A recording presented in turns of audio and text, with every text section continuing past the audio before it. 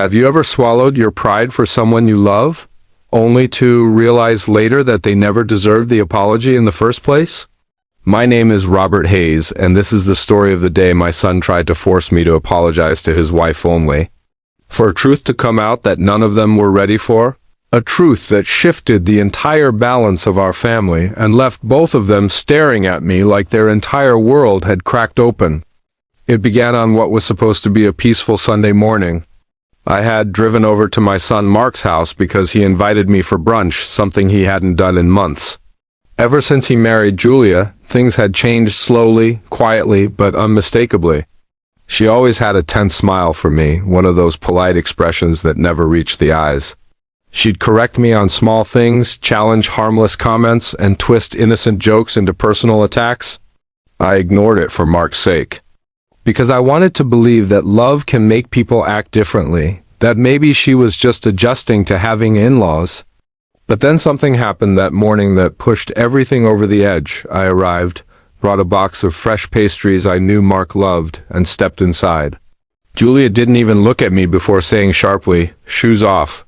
We don't want dirt everywhere." I nodded politely, even though I had literally just wiped them on the mat outside. The brunch started well, enough eggs, pancakes, some laughter from the grandkids.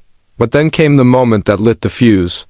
Julia mentioned she was planning to redo the backyard and wanted to remove a tree I had planted years earlier, one that held memories of my late wife. I gently said, "Maybe keep that one, it's the only thing left she planted." I said it softly, respectfully, without any argument. But Julia scoffed and said, "Robert, everything doesn't have to be about your wife.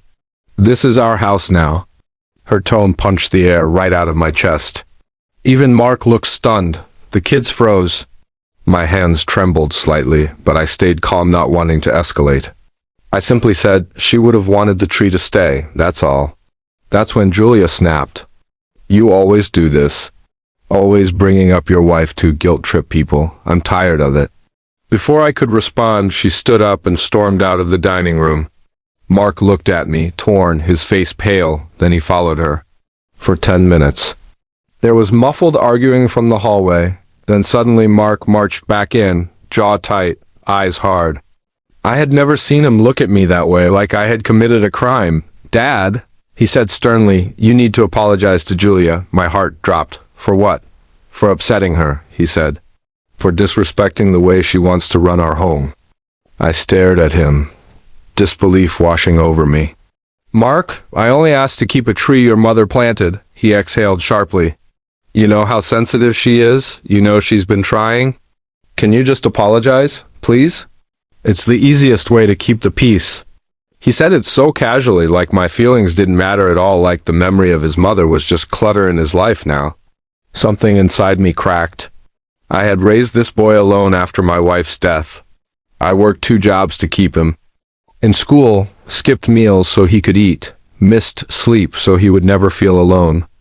And now he stood there, demanding I apologize for honoring the woman who gave us both everything, but I forced myself to breathe. I didn't trust my emotions in that moment, and exploding would solve nothing. "Fine," I said quietly. "If it means keeping peace, I'll apologize." Mark nodded, relieved. That hurt even more. Julia came back into the room smugly, arms crossed, waiting like a queen expecting the servant to kneel. "Well?" she said, staring at me. I looked at her, really looked at her. And in that moment something rose up in me. Something I hadn't planned. Something I had held inside for 3 years. I said, "Julia, before I apologize, there's something you should know, something I never told you, or Mark, because I didn't want to create conflict." Her smirk faltered. Mark blinked.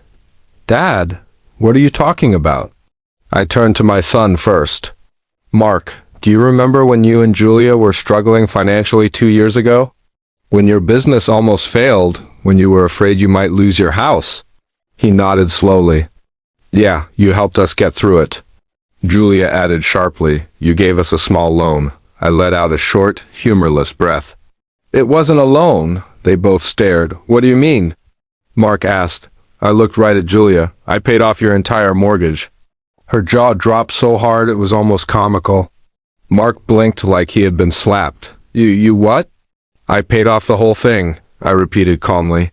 2 years ago, quietly, anonymously, because Mark is my son. Because I wanted him to have a stable home for his kids. Because that's what family does, Julia swallowed, speechless. But there's more, I said, my voice steady as a blade.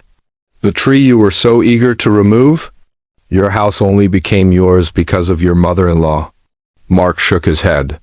Dad, what do you mean?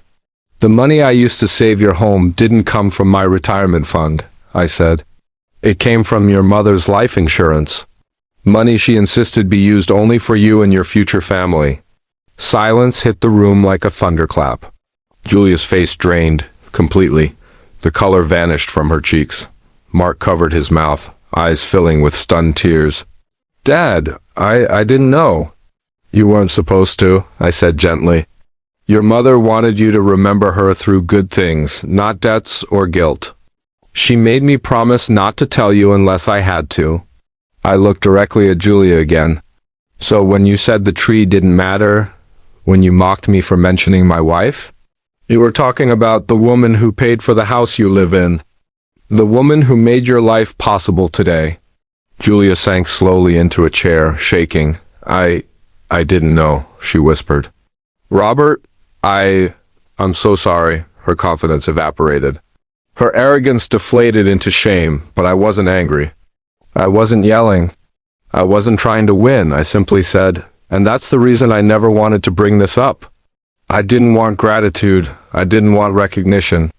I only wanted respect for the woman who sacrificed everything for us. Mark was crying by then. Dad, I'm so sorry. I didn't understand. I should have defended you. I touched his shoulder gently. I forgive you, but don't ever forget your mother again. Julia stood up slowly, tears streaming down her face, and walked around the table.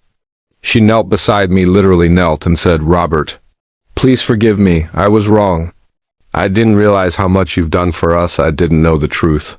I looked at her and said softly, respect doesn't require knowledge of the past.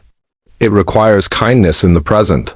She sobbed. Hard. Mark hugged me tightly, tighter than he had in years, and said, Dad, you'll never have to apologize to us again.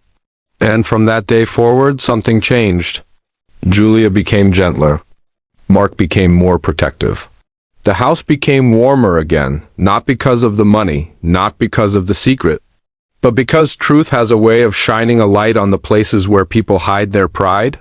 And sometimes it takes a revelation to teach people what respect really looks like.